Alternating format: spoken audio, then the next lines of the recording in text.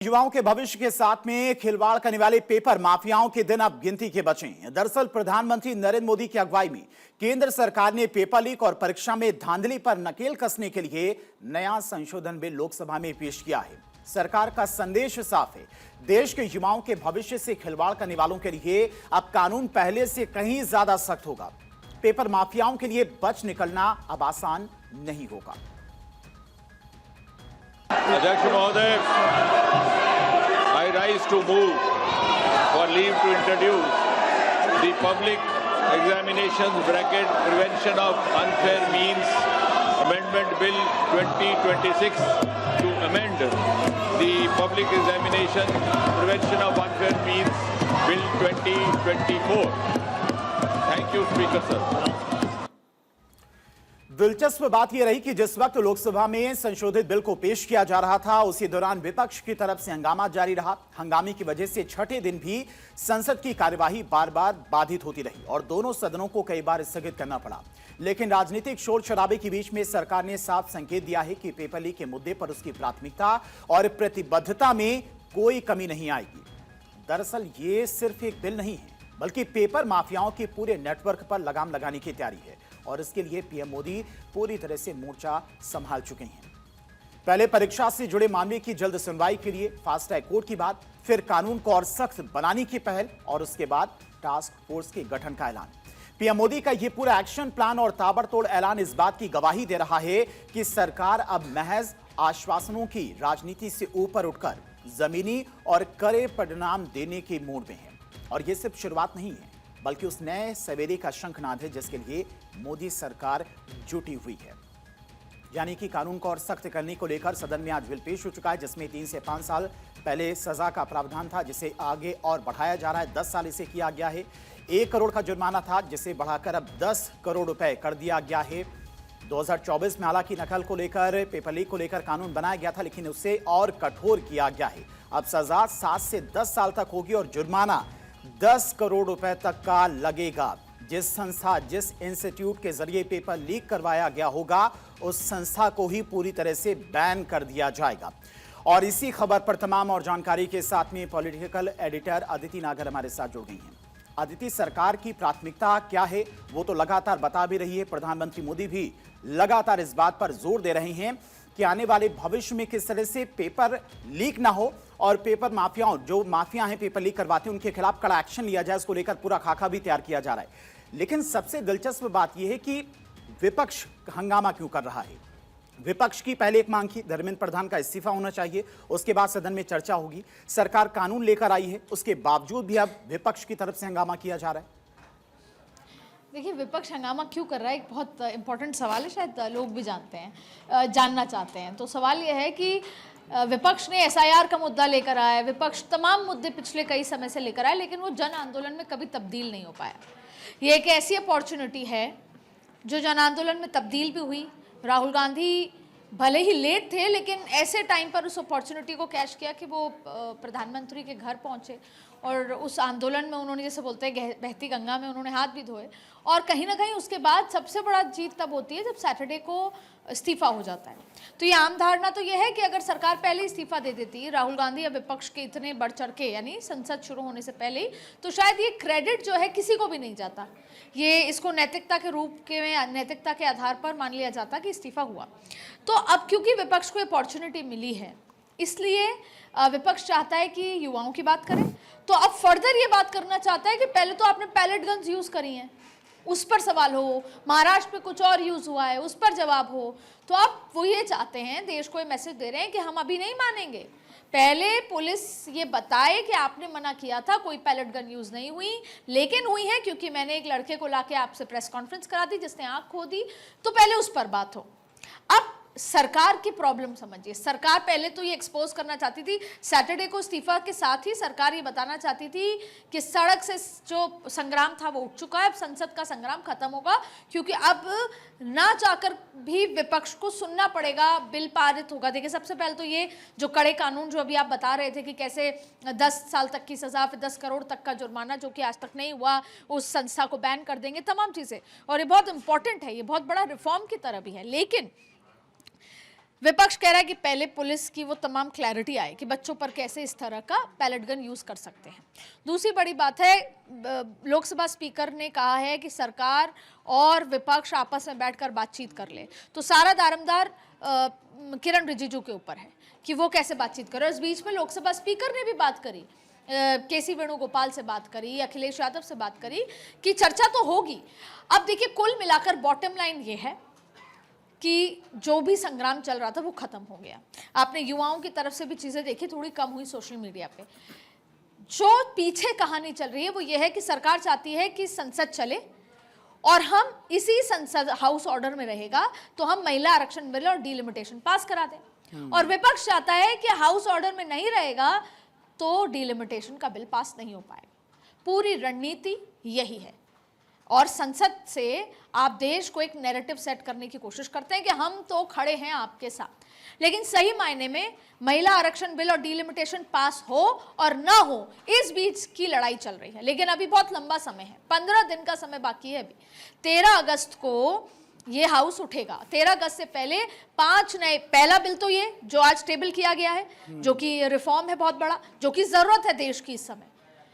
अब विपक्ष को स्ट्रेटेजिकली ऐसा करना होगा कि बिल तो पास हो रहा है, लेकिन पहले पुलिस वाली बात पर जवाबदेही हो, क्योंकि जैसे ही पुलिस पे भी जवाबदेही अगर हो गई तो विपक्ष इथेनॉल पे आ जाएगा, राम मंदिर पे आएगा। तो विपक्ष की स्ट्रेटेजी ये है कि हाउस ना चले, क्योंकि हाउस चलेगा तो डिलिमिटेशन का बिल पास होगा। और पिछले 3 महीने एनडीए ने बहुत मेहनत की है कि वो आसानी से डिलिमिटेशन, जो कि कॉन्स्टिट्यूशनल अमेंडमेंट है, उसमें बदलाव ला सके। कुल मिलाकर लड़ाई ये है, लेकिन सब अपना अपना नैरेटिव हेडलाइंस के माध्यम से एक बात देश इसमें को और बताएं। देखने को मिली, दिल्ली में जिस तरह से प्रदर्शन हुए, छात्रों की मांगों को लेकर राहुल गांधी भी प्रदर्शन में उतरे, छात्रों पर कोई केस दर्ज ना हो, छात्रों के साथ में जो बर्बरता हुई उसकी आवाज उठा रहे हैं, और उसी को लेकर सदन के अंदर हंगामा भी हो रहा है। लेकिन नीट पेपर लीक को लेकर केरल में भी प्रोटेस्ट हुआ था, वहां पर छात्रों पर वाटर कैनन का इस्तेमाल किया गया था, वहां पर भी कई केस दर्ज हुए, 100 FIR दर्ज हुई है, उसकी बात कोई क्यों नहीं कर रहा? जाहिर तौर पे उसकी कोई बात नहीं कर रहा। केरल में सरकार उनकी है जो विरोध कर रहे हैं, तो पर वहां पर भी जो केस है वो, जैसा हमने ऑफ रिकॉर्ड समझने की कोशिश की, आज एक बहुत रोचक मुद्दा हुआ। रोचक मुद्दा ये हुआ कि जो जयराम रमेश थे वो मिलने पहुंचे, ऐसा कुछ मौका आया जब धर्मेंद्र प्रधान से मिलने पहुंचे, तो जयराम रमेश ने कहा कि इट हैपेंस। इस्तीफे के बाद पहली बार मुलाकात हुई तो धर्मेंद्र प्रधान ने कहा नथिंग हैपेंड, और तमाम तरीके की बातें इस तरीके से हुई।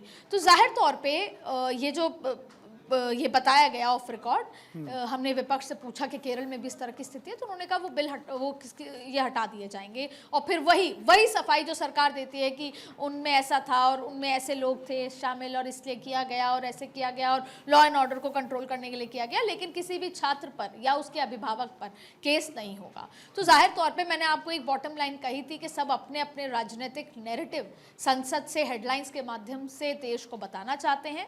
असल मुद्दा ये है जो कि जीत, अगर कोई ये क्लेम करे कि ये रेजिग्नेशन कांग्रेस की जीत है या सपा की जीत है, विपक्ष की जीत है, या फॉर दैट मैटर सीजेपी की जीत है, ये एक माध्यम था। असल में सरकार को ये समझ में आया कि एक जो 13%, 12% और उनके अभिभावक सहित एक बड़ी संख्या हो जाती है मिडिल क्लास की, जो कि उनका वोटर है, वो नाराज है और वो इस्तीफा चाहता है, और इस्तीफा दिया गया। और इस्तीफे देने के पीछे की बड़ी वजह भी थी कि हाउस ऑर्डर में चले।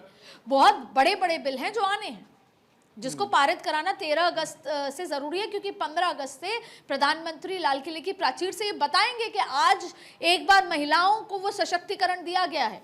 15 अगस्त 2026 को महिलाओं को आरक्षण दे दिया गया है, उससे पहले, और अभी होगा, लागू हो जाएगा 2029 से पहले, और बहनों को कहेंगे आप तैयार रहिए, आपको मैदान में उतरना है। तो वो कहीं ना कहीं वो नैरेटिव है। तो जाहिर तौर पे अब सबसे बड़ी चुनौती ये है कि सरकार और लोकसभा स्पीकर मिलकर ये गतिरोध कैसे तोड़ेंगे, और गतिरोध कितना लंबा चलता है कि विपक्ष पर ये सवाल उठने लगेगा कि आप चाहते ही नहीं है कि संसद चले। तो ऐसी बहुत सारी चीज़ें हैं, लेकिन फिलहाल सरकार की ज़रूरत है कि गतिरोध टूटे। उसके लिए शायद हो सकता है उनको दो चर्चाओं की जो विपक्ष चाहता है उसकी मांग करनी पड़े, क्योंकि विपक्ष तो स्ट्रैटेजी तैयार है। पहले पैलेट गन से बात होगी, फिर फर्दर बात होगी, फिर इथेनॉल पे बात होगी, फिर राम मंदिर पे बात होगी। तो विपक्ष तो अभी बहुत सारे मुद्दों पर चर्चा चाहता है, कहीं ना कहीं सरकार को बैकफुट पे लेकर आना चाहता है, लेकिन सरकार की भी स्ट्रैटेजी है। आज अमित शाह के साथ बैठक हुई, बाकायदा किरण रिजिजू सबकी बैठक हुई, बातचीत हुई, तो अब वो रणनीति आगे बढ़ेगी। कुछ ही क्षण है, अभी आप और मैं बात कर रहे हैं, 15 मिनट बाद एक बार फिर लोकसभा जब शुरू होगी 5 बजे तक एडजर्न है, उस समय लोकसभा स्पीकर चेयर पे आके क्या कहते हैं। और सबसे ज़्यादा उम्मीद है कि अभी जब लोकसभा स्पीकर ने बातचीत की है नेताओं से, फ्लोर लीडर से, और सरकार को समय दिया था 1 घंटे का कि आप और विपक्ष आपस में सहमति बनाएं, तो 5 बजे क्या सहमति बन जाती है, क्या हंगामा नहीं होता? क्योंकि अब अगर हंगामा होता है तो हाउस कल तक के लिए उठ जाएगा, एडजर्न हो जाएगा। इसलिए कुछ क्षणों बाद 5 बजे क्या होता है ये सबसे इंपॉर्टेंट है, क्योंकि अमित शाह ने भी एक रणनीति बना ली, बैठक कर ली, लोकसभा स्पीकर ने भी बुला लिया, विपक्ष को बात कर ली, किरण रिजिजू लगातार पिछले 5 दिन से अप्रोच कर रहे हैं बातचीत करने के लिए। तो इस समय सरकार की जरूरत है कि हाउस ऑर्डर में चले और बिल पारित हों, और विपक्ष सिर्फ ये चाहता है कि हाउस ऑर्डर में ना चल पाए, जिससे डिलिमिटेशन बिल पारित ना हो पाए। बिल्कुल अदिति, 2 चीजें समझ में आती हैं। एक तो सरकार विपक्ष की हर मांग मान रही है, छात्रों की हर एक मांग मानी जा रही है, धर्मेंद्र प्रधान का इस्तीफा जो मांग थी राहुल गांधी की और सीजेपी की, वो मांग मानी गई। यानी कि सरकार हर कोशिश कर रही है कि सदन ठीक तरीके से चले, चूंकि जो पेंडिंग बिल हैं, 5 बिल इस बार सदन मानसून सत्र में पास होने हैं, वो बहुत जरूरी हैं। लेकिन विपक्ष का रवैया, जो कि देश भी इस वक्त देख रहा है, जो मांगे थी वो मान ली गई हैं। अभी तक पेपर लीक को लेकर इतने सख्त कानून आज तक नहीं बनाए गए थे। 2024 में भी जो कानून बने थे वो काफी सख्त थे, 3 साल से 5 साल तक की सजा, 10 लाख का जुर्माना और कई साल तक की आपको जेल भी हो सकती है, ये कठोर कानून था। लेकिन अब रिफॉर्म किया जा रहा है, 10 साल की सजा, 10 करोड़ तक का जुर्माना। इतने कठोर कानून बनने के बावजूद भी अगर आप सदन को ठीक तरीके से नहीं चलने दे रहे हैं, तो देश की जनता आपको देख रही है। देखिए, ये जो कुछ भी रिफॉर्म हुआ, रिज़ाइन हुआ, 6 बड़े बदलाव आए, जिसमें आपने एजुकेशन सेक्रेटरी को हटाया, एजुकेशन मिनिस्टर को हटाया, जिसमें आपने एक कमेटी गठित की और बहुत ही एलीट एजुकेशनलिस्ट उसमें हैं, मतलब एलीट रिस्पेक्टफुली कहने की बात है, जो समझते हैं इसरो के पूर्व जो हेड थे, तमाम लोग जो एजुकेशनल रिफॉर्म को बेहतर तरीके से लेकर आ सकते हैं, वो कमेटी बिठाना।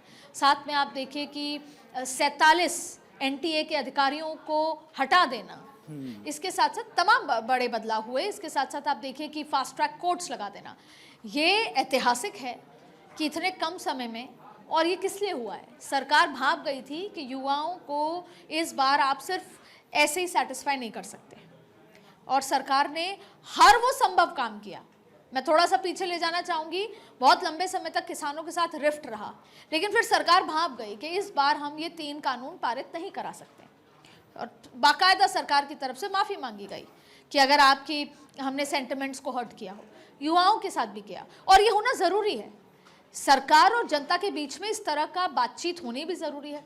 सरकार का अपना स्टैंड ज़रूरी है, जनता को अपना स्टैंड बताना ज़रूरी है, और सरकार का उस पर यू टर्न नहीं कहा जाता, इसे एक संवाद कहा जाता है कि जहाँ पर लगता है कि नहीं, एडमेंसी आ चुकी है, जनता ही तो चुन के लेकर आ रही है। मुझे लगता है इस पे पॉलिटिक्स तो हर चीज़ पे होती है, कोरोना पे हो गई पॉलिटिक्स, तो ऑपरेशन सिंदूर पे हो गई, तो इस पे तो होनी वाजिब है। विपक्ष कह रहा है कि हमने इसमें साथ दिया युवाओं का, या विपक्ष अगर ये माने कि इस्तीफा हो गया तो बहुत बड़ी जीत हो गई, ऐसा नहीं है। इसकी एक बहुत लार्जर पर्सपेक्टिव में जहां नाराजगी शुरू हुई थी सरकार को लेकर, वो दबा दी गई, या यूं कहें कि वो कम कर दी गई, या यूं कहें कि वो हटा दी गई। प्रधानमंत्री ने खुद सेल्फी और वीडियो रिकॉर्ड करके या वीडियो से लाइव बात करी है बच्चों से, हाय फ्रेंड्स करके एक संवाद खड़ा किया। संवाद ही जरूरी है, डायलॉग ही जरूरी है, जो कि सरकार समझी और किया। अब आती है बात, विपक्ष क्या कर रहा है। विपक्ष को बहुत समय बाद ये मौका मिला है, क्योंकि विपक्ष जिस भी एजेंडे पर राहुल गांधी प्रेस कॉन्फ्रेंस करते हैं, जन आंदोलन में कभी तब्दील नहीं हुआ। एसआईआर पे इतनी प्रेस कॉन्फ्रेंस की, हुआ क्या? बंगाल में बीजेपी बम्पर जीत के साथ आई। अगर एसआईआर का इम्पैक्ट होता तो बिहार में भी होता, एसआईआर का इम्पैक्ट होता तो फिर बंगाल में भी होता। तो इस बार जब ये सत्र शुरू हुआ था, तब ये एजुकेशन से लेकर इलेक्शन से लेकर एजुकेशन तक सारे मुद्दे उठाना चाहते थे। क्लैरिटी नहीं थी विपक्ष को कि हम किस बात पे विवाद करेंगे या हंगामा करेंगे। वो तो देश ने उनको एक मुद्दा दिया जिसको उन्होंने अपॉर्चुनिटी लिया। अब देखिए, 2 बातें हैं। देश देख रहा है, आपने कहा देश ये देख रहा है कि ये बिल तो पास होना चाहिए, ये बिल तो पास सत्ता में विपक्ष को सत्ता के साथ मिलकर कराना ही चाहिए, क्योंकि फिर सवाल उठेगा कि विपक्ष चाहता क्या है।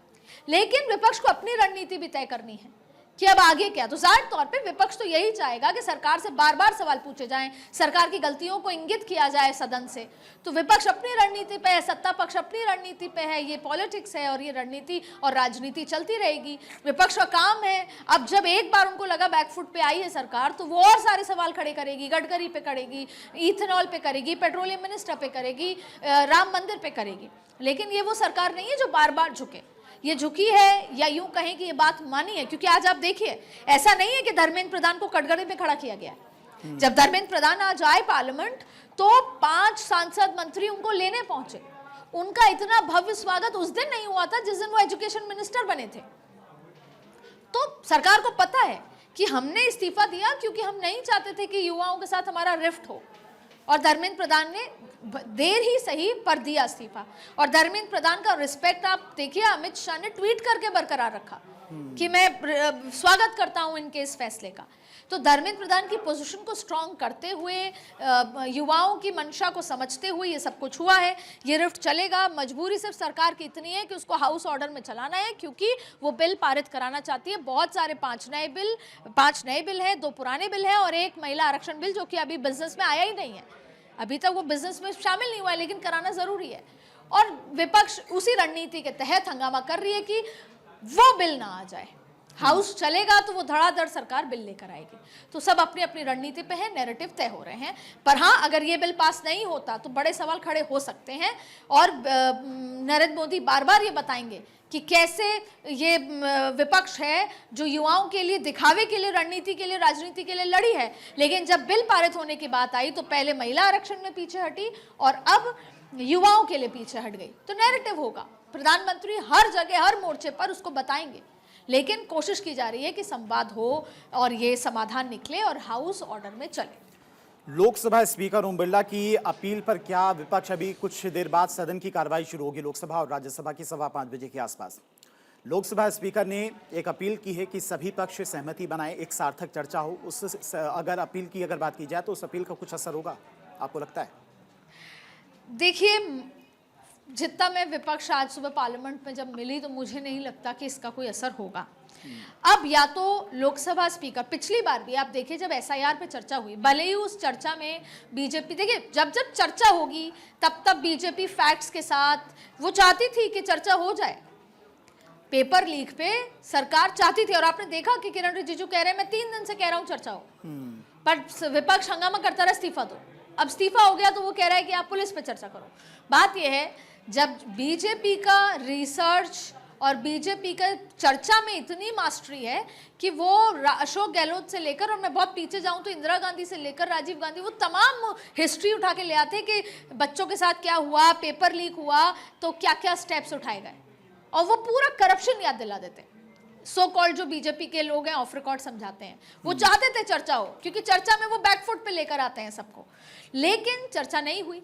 अब बात यह है कि किसी ना किसी बात को मानना पड़ेगा, विपक्ष की कोई ना कोई बात को मानना पड़ेगा कि हम इस मसले में ऐसा कर लेते हैं, तब जाके केसी वेणुगोपाल, अखिलेश यादव, राहुल गांधी ये मानेंगे कि हाउस ऑर्डर पे चले।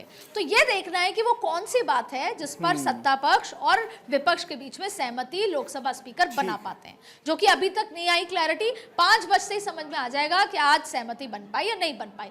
विपक्ष फिलहाल कह रहा है कि पुलिस ये बताए कि पैलेट गन्स क्यों यूज हुए।